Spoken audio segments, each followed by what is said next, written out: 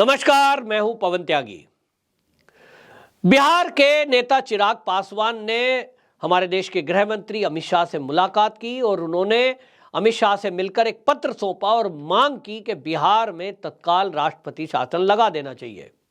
पत्र में उन्होंने लिखा कि जिस तरह से बिहार के अंदर कानून व्यवस्था पूरी तरह चरमरा गई है, अनुसूचित जाति और जनजाति के व्यक्तियों के ऊपर खुलेआम हमले हो रहे हैं, बच्चियों के अपहरण और बलात्कार हो रहे हैं, उसमें शासन और प्रशासन मौन होकर देख रहा है। इतना ही नहीं, उन्होंने कहा कि जिस तरह से वहां शराब बंदी है लेकिन उसके बावजूद भी कच्ची शराब, जहरीली शराब खुलेआम वहां बिक रही है, जिसमें शासन और प्रशासन की सहमति है। ऐसे हालात को देखते हुए जब बिहार के अंदर प्रतिदिन हत्याएं, लूट, अपहरण हो रहा है, तो वहां राष्ट्रपति शासन लगाने की आवश्यकता है। हालांकि ये चिराग पासवान की पार्टी की तरफ से उन्होंने ये पत्र गृह मंत्री अमित शाह को सौंपा है और बिहार के राज्यपाल को भी इसी तरह का पत्र सौंपते हुए उनको अवगत कराया है। लेकिन मैं आपको बता दूं कि बिहार में पहले से ही जिस तरह के हालात बने हुए हैं, उसको देखते हुए लग रहा है जल्द ही बिहार में राष्ट्रपति शासन लग सकता है। मैंने पहले भी बताया था कि एक घोटाला है पुराना, IRCTC घोटाला। उस घोटाले को 2018 में सीबीआई ने FIR दर्ज की थी और जांच की थी, लेकिन वो कुछ दिनों बाद यानी 2021 में सीबीआई के द्वारा क्लोज कर दिया गया था कि भाई सबूत नहीं मिले हैं। लेकिन उस केस को दोबारा खोला गया है, अधिकारियों को बदला गया है और अब नए तरीके के सबूत भी सामने आए हैं। अब सबूतों से पता लग रहा है कि लालू प्रसाद यादव, उनकी 2 बेटी और ये तेजस्वी यादव, इन लोगों ने ये IRCTC घोटाला जो हुआ है, इसमें नई दिल्ली रेलवे स्टेशन और मुंबई का बांद्रा रेलवे स्टेशन पर जमीन अलॉट करने के लिए, होटल को देने के लिए एक फर्जी कंपनी बनाई और तेजस्वी यादव और लालू प्रसाद और उनकी 2 बेटियां वो उसमें शेयर होल्डर बने और फिर एक शेल कंपनी के जरिए वो बंगला खरीदा गया पहले 30 करोड़ का और फिर इस कंपनी के शेयर खरीदकर उसके मालिक बन गए, यानी इनडायरेक्टली। लेकिन अब सीबीआई के निशाने पर वो सब आ चुका है। इसकी जांच दोबारा होगी और जब जांच होगी तो अब जो सूत्र हैं वो ये बता रहे हैं कि निश्चित जानिए कि लालू प्रसाद और उनकी दोनों बेटी और ये तेजस्वी यादव जेल जाना तय है। आज वो डिप्टी सीएम है, आरजेडी और जेडीयू गठबंधन है, गठबंधन की सरकार चल रही है और अगर तेजस्वी यादव जेल जाते हैं तो निश्चित जानिए कि फिर वहां सत्ता का जो समीकरण है वो गड़बड़ाना तय है।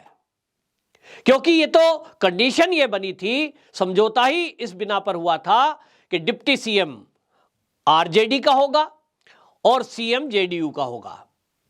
नीतीश कुमार को लगा कि 2025 में बिहार विधानसभा का चुनाव है, तब तक ये सीएम बने रहेंगे और 24 में क्योंकि लोकसभा चुनाव आ रहा है, तब ये पीएम फेस बनकर मैदान में उतरेंगे। और अगर वो शेख चिल्ली वाला सपना है इनके दिमाग में कि अगर देश का प्रधानमंत्री मैं बन गया तो 24 में मैं प्रधानमंत्री बन जाऊंगा, फिर 24 में ये तेजस्वी यादव को सीएम बना देंगे बिहार का। योजना तो बड़ी अच्छी लगी दिमाग में, शेख चिल्ली के हसीन सपने, बड़ा अच्छा है, तो देखे इन्होंने। अब लेकिन इनके अब इस जो ख्याली पुलाव था उसको झटका लगा है। जिस तरह के हालात बने हैं, अब जल्द ही इसकी जांच शुरू होगी और IRCTC घोटाले की जांच में आपको बता दूं कि जिस तरह से पुख्ता सबूत अब एजेंसियों के हाथ लगे हैं, उसके बाद ये पक्का जानिए कि ये परिवार अब जेल की सलाखों के पीछे होगा। लालू प्रसाद यादव पहले से ही चारा घोटाले में जेल के अंदर बंद थे, स्वास्थ्य कारणों का हवाला देकर वो जमानत पर हैं, लेकिन अब ये केस दोबारा चलेगा और अब स्वास्थ्य में भी उनके सुधार है, तो अब ये परिवार तो जेल जाएगा। जब परिवार जेल जाएगा तो सरकार कौन चलाएगा? और इसलिए ये सरकार गिरना तय है। ऐसे में नए समीकरण कैसे बनेंगे, इस पर कयास तेज हो रही है। और जैसे मैंने पहले भी कहा कि वहां जिस तरह के अभी जो इशारे हैं, जिस तरह से हम देख रहे हैं कि चिराग पासवान हमेशा बीजेपी के निकट रहे और उनके पिताजी तो बाकायदा गठबंधन में शामिल थे, उनके चाचा पहले ही बीजेपी में शामिल हो चुके हैं। तो अब निश्चित जानिए कि चिराग पासवान भी अब अगले कुछ दिनों में हो सकता है कि अपनी पार्टी का या तो भाजपा में विलय कर देंगे, नहीं तो मिल करके ये चुनाव लड़ने की तैयारी में है।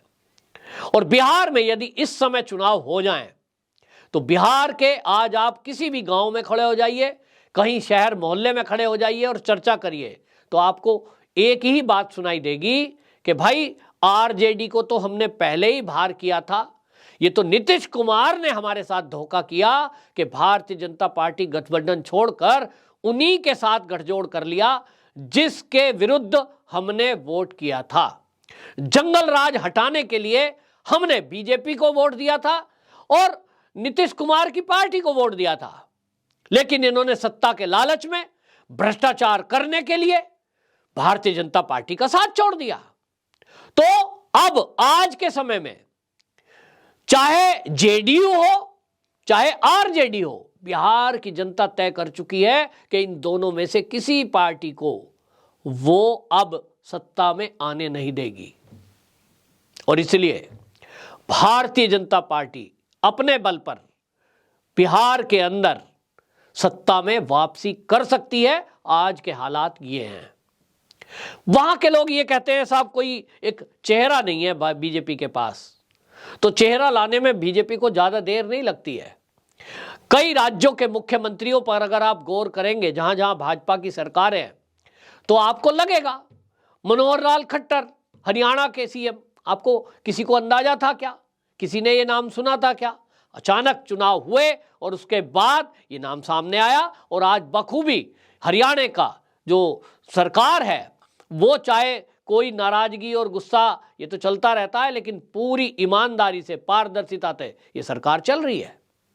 इसी तरह हेमंत बिस्वा शर्मा, किसने सुना था? हां, कांग्रेस में थे, एक बड़ा चेहरा था, लेकिन कोई सोच सकता था कि कांग्रेस से आया हुआ एक व्यक्ति और वो इतने बड़े राज्य का मुख्यमंत्री हो सकता है?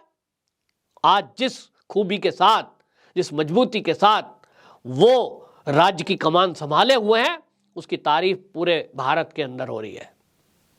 इसी तरह बिहार में मैं फिर से बात दोहरा देता हूं कि हो सकता है भारतीय जनता पार्टी के साथ यदि उन्होंने अपनी पार्टी को विलय किया तो चिराग पासवान सीएम फेस हो सकते हैं, क्योंकि वो एक युवा है और जिस वर्ग से वो आते हैं, पासवान से, पासवान जाति के बहुत सारे वोट वहां हैं और उनके पिताजी का काम और अब चिराग का भी काम काफी ऐसा है कि वो हर जनता के मुद्दे पर जमीन पर उतरकर बात करते हैं, वो लोगों के दिलों में राज करते हैं। युवाओं का बहुत बड़ा समर्थन उनके पास है। या तो भारतीय जनता पार्टी का कोई एक नया चेहरा आपको देखने को मिलेगा, यह भी हो सकता है कि चिराग पासवान यदि बीजेपी में नहीं मिलते हैं तो डिप्टी सीएम चिराग पासवान और सीएम कोई भारतीय जनता पार्टी का आपको एक नया चेहरा देखने को मिल सकता है। लेकिन यह तय मानिए कि बिहार में अब जल्द ही राष्ट्रपति शासन लगेगा और राष्ट्रपति शासन अगर नहीं लगा, क्योंकि उसके लिए कुछ और चीजें चाहिए। चिराग पासवान ने भले ही अपनी इच्छा व्यक्त कर दी हो, लेकिन केंद्र में मोदी जी बैठे हैं और मोदी जी कभी भी वो काम नहीं करते जो कभी कांग्रेसियों ने किया था। संविधान से चुनी हुई और जनता के द्वारा चुनी हुई सरकार को कभी भी वो इस तरह से बेदखल नहीं करेंगे, इतना तो मेरा अंदाजा है। तो निश्चित जानिए कि जब ये जेल जाएगा तेजस्वी एंड परिवार, तो तब उसके बाद यहां चुनाव फ्रेश हो सकते हैं और यदि चुनाव होंगे तो नए समीकरण उस समय बनेंगे और उस समय चिराग पासवान एक अच्छा बड़ा चेहरा बनकर बिहार में वो उतर सकते हैं। मैंने कंडीशन बता दिया है कि यदि वो अपनी पार्टी को मर्ज कर लेते हैं तो हो सकता है भाजपा उन्हें ही सीएम फेस बना दे, वरना भारतीय जनता पार्टी के पास नेताओं की कमी नहीं है। बिहार के अंदर भी अभी तक जो पुराने चेहरे आप देखते आए हैं, उनमें से अब लोगों का कहना है बिहार के कि कोई नया चेहरा आगे आए और वो जनता में उतरे ताकि उसके नाम पर लोग जुड़े। लोग इंतजार में हैं बिहार के कि भारतीय जनता पार्टी कोई युवा तेज तर्रार ऐसा लीडर उनको दे जिसके नाम पर बिहार की जनता खुलकर वोट करे।